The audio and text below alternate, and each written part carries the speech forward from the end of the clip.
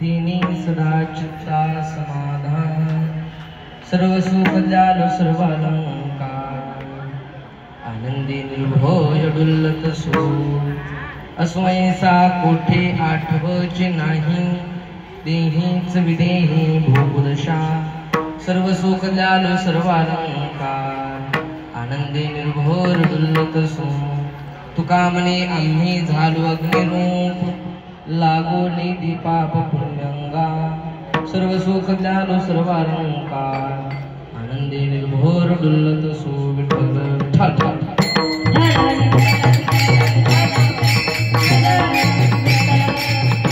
महायोग पीठे तटे विवरत्यं वरं पुंडरीकाय दातुं मुनीन्द्रेः समागत्य तिष्ठन्तमानन्दकन्दं कृपादाने कथेचा विस्तार बाबाजी सद्गुरुदास तुका कलावत्ने जीवोद्धारार्थावतारं कलांकांकते ज्योतिकामोदिभक्तं कलाणीशवादा पुनोदारदक्षं समाधिस्थमूर्तिं भजे ज्ञानदेवं ओम नमो ज्ञानेश्वरा करुणाकरा दयाळा तुमचा अनुग्रह लादलो पावन झालो चराचरी मस्तक हे पायावरी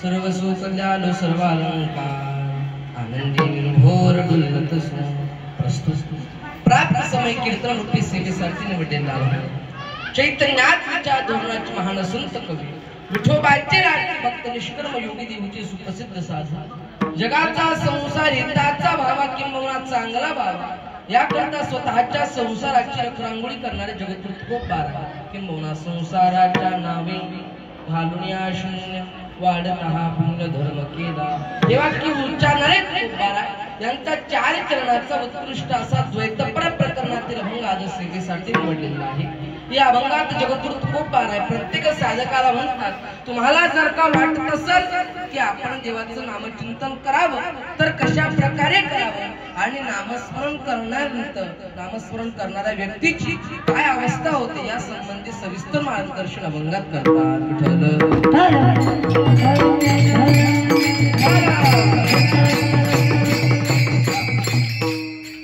अभंगावरती चिंतन करण्याअगोदर कसा परिहार द्यायचं म्हणजे संत महात्म्यांचे पदस्पर्शाने पुण्य पावन झालेली भूमी म्हणजे क्षेत्र आळंदी भगवंताच्या नव्हे तर सर्वच साधू संतांच्या पदस्पर्शाने पुण्य पावन झालेली भूमी कार्यक्रम कीर्तन किम निमित्ताने तुम्हाला सर्वांना माहिती आहे भारतातील महाराष्ट्रातील एक अद्भुतपूर्व सोहळा न भूतो न भविष्यती एवढ्या मोठ्या संख्येने कुठल्याच सोहळ्यात एकत्र न जमणारे वारकरी ज्या सोहळ्यात एकत्र जमतात नयनरम्य सोहळा म्हणजे आषाढी एकादशी आषाढीची वारी त्या आषाढीच्या वारीमध्ये सर्वच संतांच्या समवेत बऱ्याचशा दिंड्या निघतात काही तुकोबाराय सोबत चालतात काही माऊली सोबत येत काही निवृत्तीनाथ महाराज सोबत येत काही मुक्ताबाई सोबत येत नाना प्रकारच्या संतांसोबत अनेक दिंड्या आपला प्रवास करतात परंतु आपली दिंडी माऊलीकडून म्हणजे आळंदीकडून प्रस्थान करत आहे आणि त्यात आजचा हा आपला पहिला मुक्काम ज्यांच्या इथे मला हरिभक्तपरायण आदरणीय श्री संतोष खेतकर साहेबांना जरा जोरदार टाळी वाजवा जरा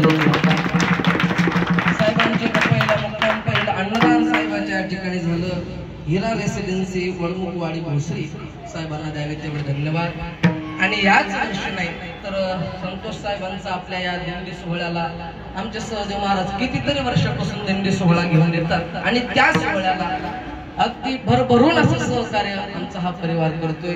पुनश्च त्यांना द्यावे तेवढे धन्यवाद. आणि सर्वांच्या त्या रेसिडेन्सी म्हणजे या सोसायटीचे सर्वांना धन्यवाद दिले पाहिजे. कारण की आजचा काळ असा आहे, आमच्यापेक्षा तुम्हाला जास्त माहिती आहे की बिना फायद्याचं ओळख नसताना कुणाला 1 रुपया सुद्धा देण्याची हिंमत देण्याची दानत माणसात नाही. ओळख नसताना बिनफालतू माणूस रुपयाही खर्च करत नाही. पण एवढ्या या अवघड काळामध्ये एवढ्या स्वार्थी जगामध्ये सुद्धा आमचे संतोष साहेब अतिशय मोकळ्या मनाला सर्व वारकऱ्यांना सर्व दिंडींना आणि आपल्या सर्व अनाथ आश्रमाला सुद्धा सहकार्य करतात. पुनश्च जोरदार टाळी त्यांच्याकडे. त्यांच्या माध्यमातून सेवा आहे. त्याचबरोबर आज विशेष ज्यांनी आपलं हरिभक्तपारायण आदरणीय शरदजी चिखले सरांनी आपल्या या संस्थेकरता शाळेच्या उपक्रमाकरता 25 रुपये भेट दिली. बरं का साहेबांकडे जरा जोरदार टाळी. भरभरून सहकार्य सर्व मंडळी करतायत. ही अनाथ मुलं सांभाळणं साधं काम नाही. घरातली 2 मुलं सांभाळायची म्हटली तरी डोक्याला ताण होतो आजच्या काळामध्ये. पण अनाथ मुलं आमच्या हरिभक्तपारायण सहदेव महाराज सांभाळतायत. त्यांना आपल्या चिखले सरांनी 25 रुपये देऊन मदत केली. तसं सर्वांनी मदत करावी सगळ्यांना विनंती. विठ्ठल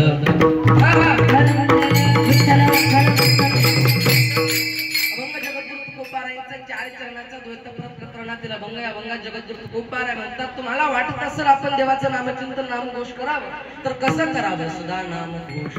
सदा म्हणजे नेहमी म्हणजे सातत्यानं आपण देवाचं भजन देवाचं नामचिंतन केलं पाहिजे. पण कुठं करायचं? करू हरिकथा.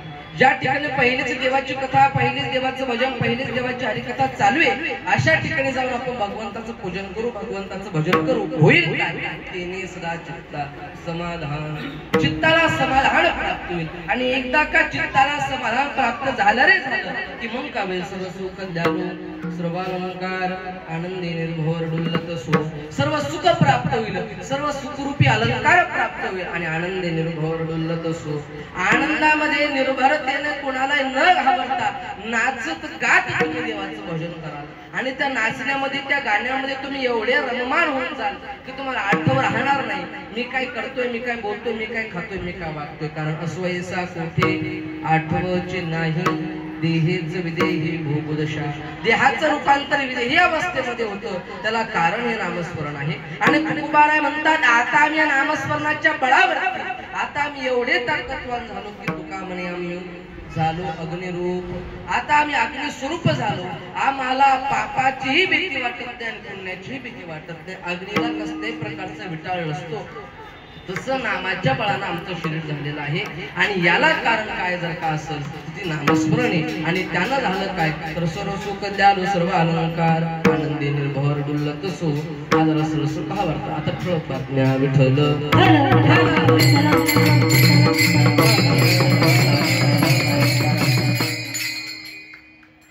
कार्यक्रम निमित्ताने अगोदर सांगून गेलो आषाढी वारीच्या निमित्तानं कार्यक्रम.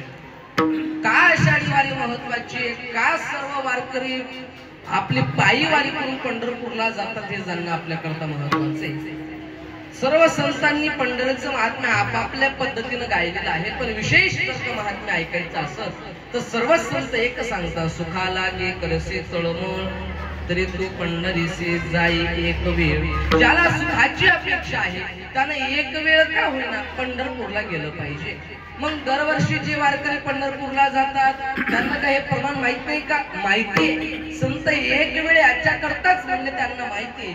एकदा का हा व्यक्ती त्या सोहळ्यामध्ये गेला आणि तो सोहळा त्यानं अनुभवला बघितला की पुढच्या वर्षी पलंगाला दोरीनं जरी बांधून ठेवलं तरी दोरी तोडून गेल्याशिवाय राहत नाही. एवढा आनंद त्या सोहळ्यामध्ये आहे.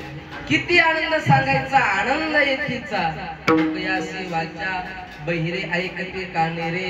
आंधळ्यासी डोळे पांगळ्यासी पाय यात नवलय पुढं ऐका. तुका म्हणे वृद्ध होती तरणे रे. अनुभव प्रत्येकाला आहे. जी म्हातारी बाई का जो म्हातारा व्यक्ती घरामध्ये काम सुद्धा करू शकत नाही, टोंगडे दुखते, कंबर दुखते असं म्हणून एका ठिकाणी बसणारी व्यक्ती जेव्हा या सोहळ्यामध्ये येते, 1-2 दिवस बघतो, पण तिथून पुढं 25 वर्षाच्या तरण्या बाण मुलाला लाजवत एवढ्या आनंदात तो सोहळा पार करतात, कारण त्या सोहळ्याची ताकद ती. म्हणून तो सोहळा जीवनामध्ये महत्वाचा आहे. का महत्वाचा आहे? कारण की पंढरीचे लोका नाही अभिमान पाया पडी जन एकमेका. आपला अहंकार, आपला अभिमान जर का नष्ट करायचा असेल तर महत्वाची पंढरीची वारी आहे. पंढरीच्या वारीमध्ये गेल्यानंतर कितीही मोठा व्यक्ती असू द्या का कितीही साधा व्यक्ती असू द्या, आपला अहंकार गमावल्याशिवाय तो येत नाही. हे पंढरपूरचं सामर्थ्य. आणि पंढरपूरचं सामर्थ्य एवढं मोठं आहे की पंढरपूरला जाणं, दर्शन घेणं हे लाभच सोडा, अवघेच पापे गेले दिगंतरी वैकुंठ पंढरी देखलिया. पंढरपूरचं क्षेत्र जरी डोळ्यानं बघितलं तरी सुद्धा अवघी पाप निघून जातात, एवढं सामर्थ्य पंढरपूरच्या क्षेत्रामध्ये आहे. म्हणून सर्व वारकरी या अतिशय भक्तिभावानं पंढरपूरच्या दिशेने जातात. आणि आपलाही तो प्रवास सुरू झालाय. आजचा आपला पहिला मुक्काम उद्या किंवा परवा आपला प्रवास सुरू होईल. मी सर्वांच्या वतीनं भगवंताच्या अशी प्रार्थना करतो की आपल्या सर्वांचा प्रवास अतिशय आनंदामध्ये, उत्साहामध्ये पार पडावा. हे भगवंताच्या प्रार्थना. विठ्ठल पूर्णावस्थेला पोहोचलेले तुकोबारा यांनी देहूमध्ये भव्य असं आयुर्वेदिक दवाखाना उघडला. ते ब्रह्मरसाचा काढा देणारे एक आयुर्वेदिक डॉक्टर होते. अनेक पदार्थ एकत्र करून ते उकळायचे, त्याचा जो अर्क निघेल त्याला म्हणतात असं. अनेक वल्लीचा रस एकत्र करून तो उकळायचा, त्याचा जो अर्क निघेल त्याला म्हणतात काढा. अनेक वल्ल्या एकत्र करायच्या आणि त्या सडवायच्या, त्याचा जो अर्क निघेल त्याला म्हणतात अरिष्ट.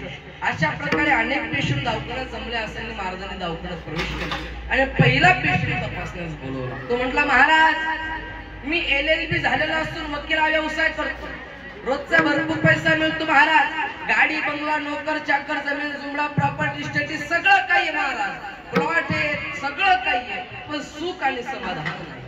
तुकोबारा म्हणतात, बाबा तुझ्या दुःखाचं रूपांतर सुखात व्हावे अशी इच्छा आहे का? तो म्हणला, हा महाराज. मग औषध घे. काय? कामामध्ये काम, काही म्हणा राम राम, जाईल भवश्रम सुख होईल दुःखाचे.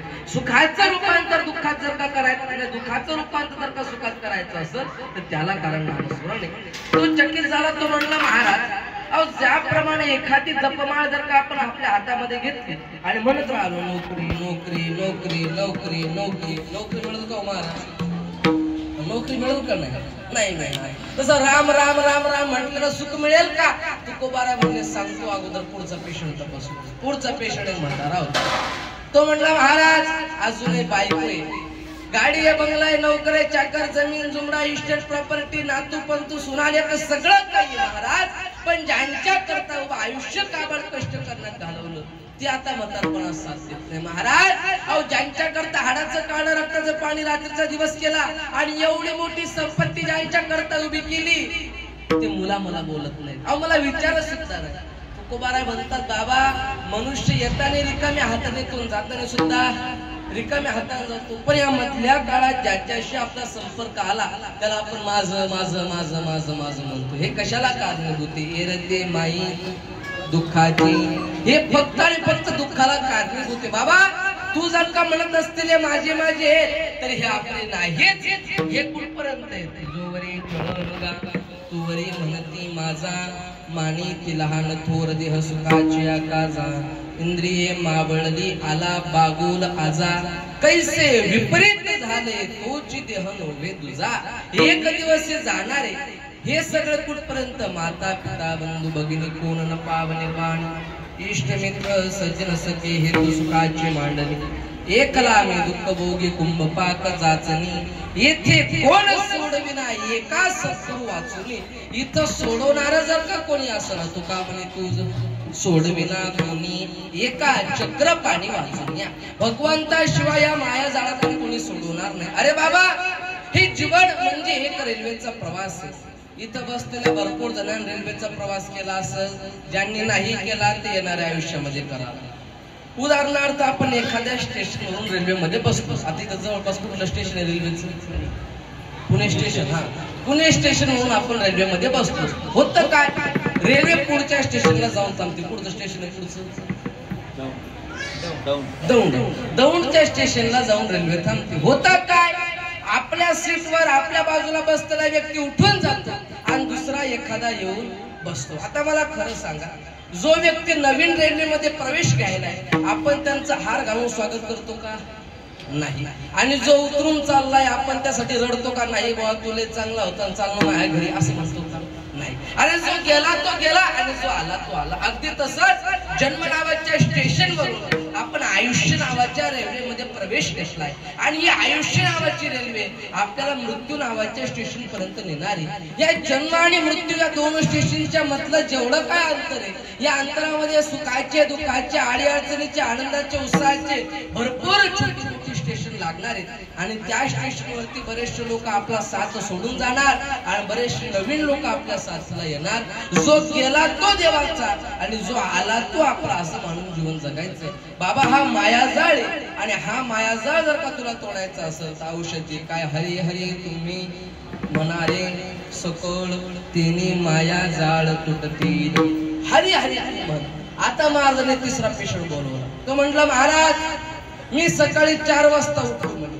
4 वाजता उठून योगासन करतो म्हणे. कुंभक श्वासक रेचक खेचर जेवढी काही योगासन आहे ती सगळी मी करत असतो म्हणे.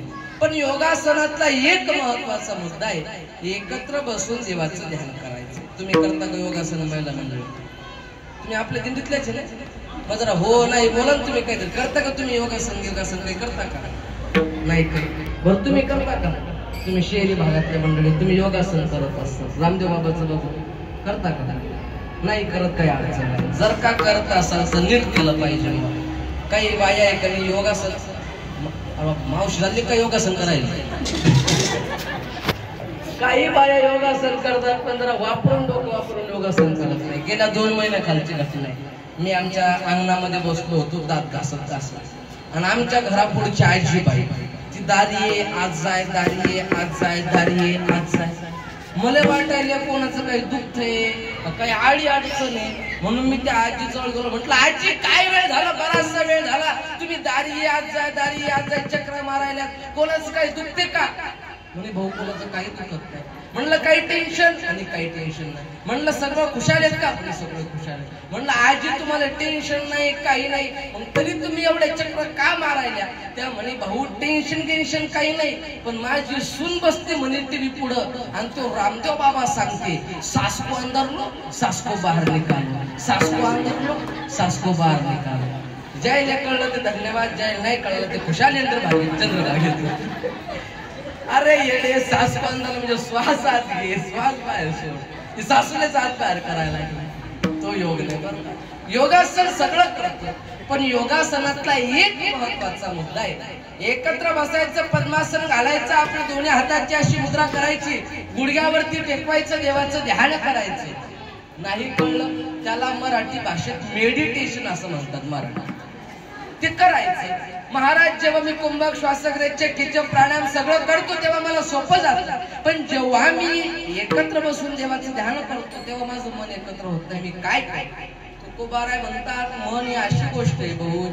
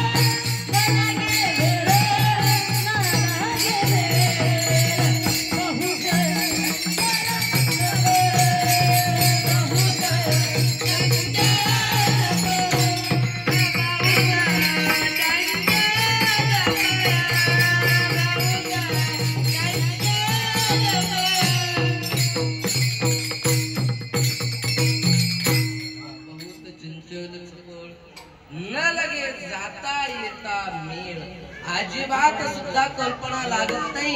एवढं छोटस मन आहे पण एवढं मोठं आहे की त्यात आकाश सुद्धा मारून जागा उभे. हे मन जर का शांत करायचं असेल तर नाम घेता मन निवी जीवे अमृताचे स्रवे होता ती बरवे ऐसे शकुन लाभाचे. तू नामस्मरण कर. आणि आता महाराजांनी 4था पेशंट बोलवला. तो म्हणला महाराज माझे 4 वेद 6 शास्त्र 18 पुराण सारं मुखोद्गती महाराज. माझ्याकडे प्रचंड ज्ञान, मी प्रचंड मोठा पंडित झालो महाराज, पण माझ्याजवळ सुख आणि समाधान नाही. तुकोबाराय म्हणतात, बाबा तू नामस्मरण करत असतो का? तो म्हटला, महाराज अहो ज्ञानी होणं म्हणजे कुणाच्याही बच्ची गोष्ट नाही. त्याकरता अधिकारी माणसाच्या पोटी जन्म घ्यावा लागतो, तर नंतर त्याला एक योग्य सद्गुरू भेटावा लागतो आणि त्या योग्य सद्गुरूकडून त्याला ते ज्ञान घ्यावं लागतं आणि ते ज्ञान पचवण्याकरता वैराग्य असावं लागतं आणि वैराग्यामध्ये नामस्मरण पाहिजेतच, नाहीतर वैराग्य सफलतेला जात नाही. तुकोबाराय म्हणतात, बरोबर आहे. आमच्या वारकरी संप्रदायाचा सुप्रीम कोर्ट म्हणजे श्री संत ज्ञानेश्वर महाराज सुद्धा हरिपाठात म्हणतात, तुमच्याकडे ज्ञान असेल आणि नाम जर का नसेल तर ते ज्ञानाला काही फायदा नाही. महाराज म्हणतात, राम कृष्णी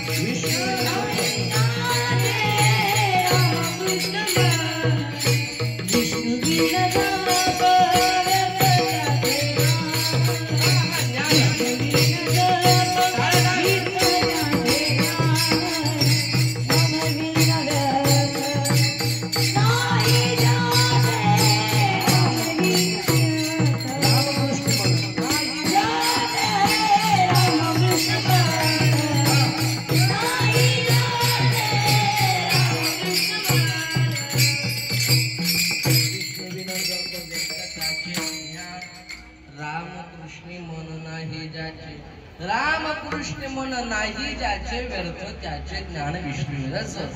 विष्णूच्या जपाशिवाय ज्ञानाला कवडीवरही किंमत नाही म्हणून तू नामस्मरण कर. असं बोलल्यानंतर 4ही पेशंट मोठाले डोळे करून तुकोबारायकडे पाहू लागले. ते म्हणायला लागले, तुकोबाराय अहो तुम्ही संत आहे आणि तुम्ही फसवाय काढून लागले लोकांना. म्हणजे काय? अहो इथं आलेल्या 4ही पेशंटचे आजार वेगळे पण त्यांना तुम्ही एकच औषध देताय. म्हणजे कसं?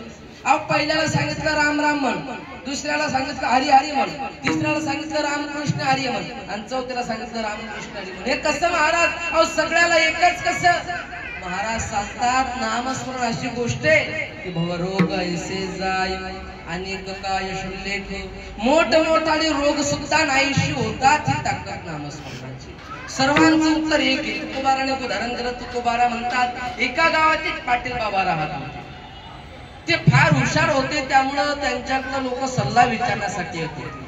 अगदी संध्याकाळच्या टायमाला 2 लोक आले.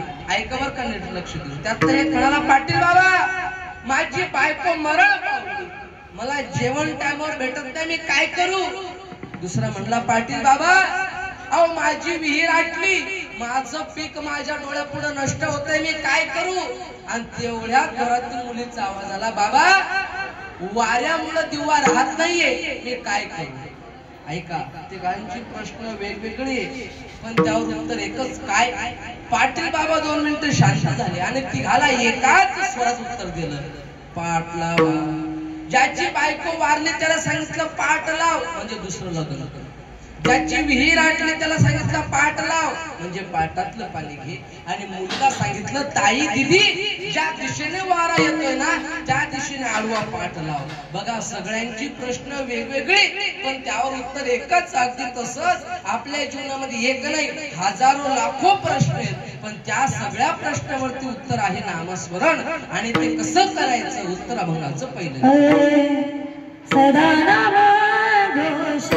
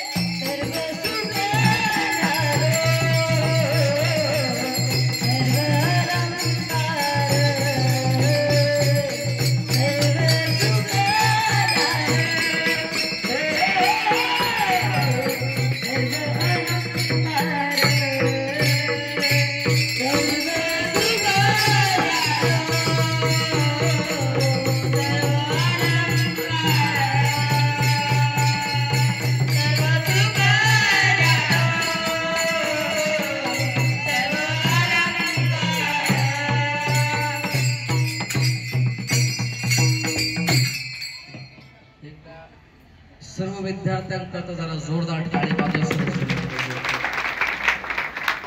रंगाच्या पहिल्या चरणात आपण प्रवेश केलाय. सदा नाम घोष करू हरे कथा, तेने सदा चित्ता समाधान. सदा म्हणजे नेहमी, तुम्ही नेहमी म्हणजे सातत्याने देवाचं भजन करा. पण इथं थोडी दुरुक्ती करताना आपल्याला लक्षात येतं काय, जी गोष्ट सोपी आहे ती करा असं म्हणायचा उपदेश करायची गरज लोकांना पडत नाही. साधी गोष्ट आहे, जेवण ही क्रिया फार सोपी आहे. म्हणून बघ तुम्ही जेवण घ्या, तुमचे हात सोडतो, पाया पडतो, अशी विनवणी करायची गरज पडत नाही. जेवण अगदी सोपं आहे. मग महाराज जी क्रिया सोपी आहे तिला उपदेश करायचं काम काय पडतं. तुम्ही सांगता ना की नामस्मरण सोपं आहे, कुठं हरिपाठामध्ये सांगतात. तुका म्हणे सोपे आहे सर्वाहुनी, शहा नातोदनी येतो येते. नामस्मरण सोपं आहे, पण कोण घेतो? तो शायना असेल, हुशार असेल तोच घेतो. अरे एकदा देवाचं नाव मुखामध्ये येण्याकरता अनेक जन्माचं पुण्य लागतं. जन्मजन्मांतरीची असेल पुण्य सामुग्री, तरीच या जीवग्री येईल श्रीरामाची, किंबहुना दररोजच्या म्हणण्यातलं बहुत सुकृताची जोडी. म्हणून विठ्ठली आवडी. नाम हे सुलभ आहे, घेणारे त्या ठिकाणी दुर्लभ आहे. ज्ञानेश्वर महाराज हरिपाठात सांगतात, ज्ञानदेव म्हणे नाम हे सुलभ पण सर्वत्र दुर्लभ, विरळा जाणे. घेणारा विरळा असतो. साधा विचार करा, एकदा देवाचं नाव मुखामध्ये येण्याकरता जर का एवढं पुण्य लागतं, मग जो व्यक्ती दररोज देवाचं नामस्मरण करतो त्याचा फायदा काय? ज्ञानेश्वर महाराज हरिपाठात सांगतात, लक्ष्मी वल्लभ दया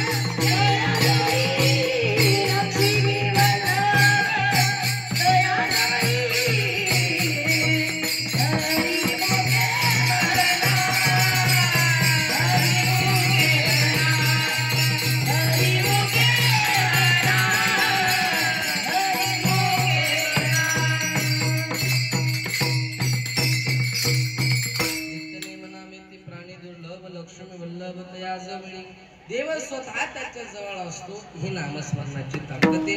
म्हणून जीवनामध्ये नामस्मरण हे महत्वाचं आहे. ते कसं? सदा नाम घोष करू हरिकथा. हरिकथा कशाला म्हणतात? तीन गोष्टींचा संगम असतो. तिथं देव, भक्त आणि नाम या तीन गोष्टी ज्या ठिकाणी एकत्र असतात त्याला हरिकथा असं म्हणतात. आणि ती हरिकथा आपण सातत्याने वर्णन केली पाहिजे. भगवान श्री रामकृष्ण म्हणतात, प्रथम बघिती संतन कर संगा, दुसरी रीती मम कथा प्रसंगा. माझ्यावरती जेवढं माझ्या भक्ताचं प्रेम आहे त्याच्यापेक्षा जास्त माझ्या कथेवरती असतं हा भक्ताचा गुणधर्म आहे. पण ती कथा कशी पाहिजे? सगुण चरित्री परम पवित्री सादर वर्णावी, गोड सगुण अवीट अशी कथा भगवंताची असली पाहिजे. आणि ती आली कशी भगवंताची कथा आपण केली पाहिजे. म्हणजे साध्या भाषेत देवाचं भजन केलं पाहिजे. ते कसं? विठोबा रघुमाई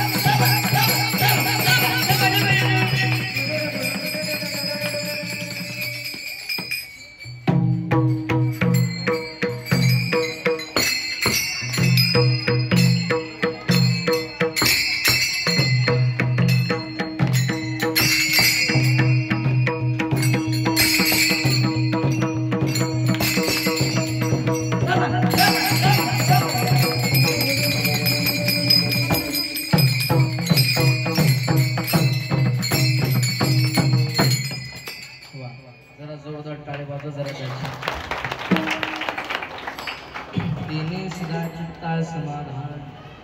समाधान आणि सुख या जीवनात दोन गोष्टी महत्त्वाच्या आहेत. समाधान विचाराशिवाय भेटत नाही. विचारा वाचून न पाविजे समाधान, आणि विचारासाठी संत समागम हा जीवनामध्ये महत्वाचा आहे. समाधान म्हणजे एक प्रकारचं सुख, आणि ते सुख संत संगतीमध्ये भेटतं. त्यामुळे तेने सदा चित्ता समाधान. आणि एकदा का चित्ताला समाधान प्राप्त झालं मग काय होईल? सर्व सुख झालो, सर्व अलंकार आनंदी निर्भर डोलत सुख. पहिल्या चरणामध्ये समाधानाचा उपाय सांगितला आणि त्याच माध्यमातून दुसऱ्या चरणामध्ये सुखाचा उपाय सांगितलेला आहे. सुख आणि समाधान या अतिशय जवळच्या दोन गोष्टी आहेत. सुख आणि समाधान जर कशाला भेटत असेल तर त्याला एकमेव कारण आहे, ते म्हणजे आणि फक्त पंढरीची वारी. पंढरीच्या वारीमध्ये सुख भेटतं, समाधान भेटतं. साध्या भाषेत जीवाला विसावा म्हणजे समाधान आणि विसावा म्हणजे सुख. प्रमाणे नाचत जाऊ त्याच्या गावारे खेळया, सुख देईल विसावा रे. विसावा आणि सुख फक्त पंढरपूरच्या भूमीमध्ये भेटतं. आणि ते सुख उपभोगण्याकरता, तो मृत्यू लोकावरचा सोहळा उपभोगण्याकरता आपण सर्व वारकरी लाखोच्या संख्येने ह्या सोहळ्यामध्ये सहभागी होतो. खऱ्या अर्थाने ह्या सोहळ्यात सहभागी होणं म्हणजे हे भाग्याचं परम लक्षण आहे. हा सोहळा प्रत्येकाच्या नशिबात नाही. आणि विशेष केवळ भगवंताच्या गावाला जाणं यात जेवढं पुण्य, त्यापेक्षा चालणाऱ्या लोकांना अन्नदान देणं, त्यांना दान देणं यात जास्त पुण्य. त्याशिवाय ते कार्य होत नाही. आणि ते कार्य आमच्या हरिभक्त पारायण संतोषजी खेतकर साहेबांनी केलंय. मनुष्य साहेबांना द्यावे तेवढे धन्यवाद कमी आहे. जीवनामध्ये आल्यानंतर दान असो किंवा पुण्य असं जीवनानं केलं पाहिजे. आणि विशेषतः अशा ठिकाणी दान केलेलं वाया जात नाही. कारण जेवढं दान केलं त्यापेक्षा कधीतरी 2 पटीने शिल्लक पांडुरंग दिल्याशिवाय कमी करत नाही. आणि अनाथ मुलांना दान करणं ही खऱ्या अर्थानं विशेष गरज आहे. ज्याला आई वडील नाही त्याच्या ती जीविका भागू शकतात, पण ज्या मुलांना आई वडील नाही असे सांभाळण्याचं काम सौदेव महाराज करत आहेत, त्यांना खऱ्या अर्थानं मुक्त असताना बरीचशी जण मंडळी मदत करतायत. मनुष्य मदत करत राहा अशी सर्वांना विनंती. दान जीवनामध्ये केलं पाहिजे. पंढरीच्या वाटेनं केलेलं दान हे जीवनामध्ये कधी ना कधी आडवं येतं. म्हणून तुम्हाला सगळ्यांना माहिती असेल की बऱ्याचशा भागातले नामवंत मंडळी ट्रकाच्या ट्रक अन्नदान देतात, पण नाव सांगत नाही. का? त्याच्या मागे त्यांचा भाव आहे. नाहीतर गावाकडची मंडळी एखाद्या बाईनं कुठं 10 रुपये सापडले, 10 रुपये जर का मंडळाला द्यायचे झाले, याचे नसतात, वाटत सापडलेले असतात. कोणतरी पाहिलं म्हणून खिशात टाकता आले नाही म्हणून मंडळाला द्यायचं, पण 3दा नाव ऐकल्याशी घरी जात नाही. ही आपली वृत्ती आहे. पण एवढं लाख रुपयाचं दान देऊन सुद्धा ज्यांना नावाची अपेक्षा नाही अशी या भागातली मंडळी, त्यांना द्यावे तेवढे धन्यवाद कमी आहे. त्यांच्या माध्यमातून ही सेवा माझ्या वाटेला आली. हरिभक्त पारायण आदरणीय श्री सहदेवजी महाराज त्यांच्या चरणी समर्पित करतो. परमात्म्याच्या चरणी समर्पित करतो. माऊलींच्या चरणी समर्पित करतो. आपला वेळ झालेला आहे त्यामुळे आपण भैरवी रद्द ठेवूयात. सगळ्याची समर्पित करतो. बोलण्याच्या ओघात एखादा वेळा वागणं शब्द गेला तुमचं लेकरू म्हणून माफ करा. ह्या अभंगाचा भाव असा असेल काही सांगू शकत नाही. भगवंताने आई वडिलांना जशी बुद्धी दिली त्या पद्धतीने बोलण्याचा प्रयत्न केला. कोणी वाईट वाटून घेऊ नका. आणि झालेली करतो सेवा सर्वांची समर्पित करतो. ज्ञानेश्वर